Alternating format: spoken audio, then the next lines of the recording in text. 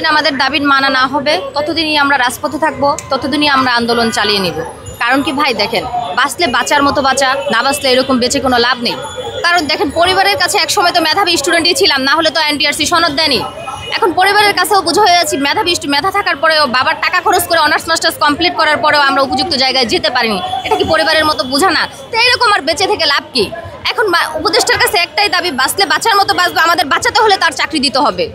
চাকরির joining letter তো আমার বাড়িতে পৌঁছে যাওয়ার কথা ছিল, সেটা আমি রাজপথে কেন আপনারা আনতে বাধ্য করেছেন? আপনারাও যদি সেই স্বৈরাচারের মতো হয়ে যান ভাই, আপনাদেরকে আমরা ব্যতিক্রম কি করে দেখবো? আমরা কোথায় থাকবো? আমরা সন্তানদেরকে কি শিক্ষা দেব? এখনো ভাই আপনাদের মাধ্যমে এটাই বলতে চাই, মাননীয় উপদেষ্টা উনি একজন ভালো মানুষ, আমি এখনো বলতেছি সে একজন ভালো মানুষ।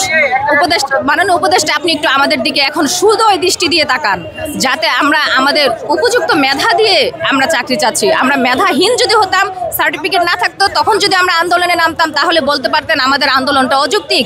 আমাদের সার্টিফিকেট থাকার পরে আমরা আন্দোলনে নেমেছি, সেটা কি করে অযৌক্তিক? কেন আমাদেরকে আন্দোলনে নামালেন?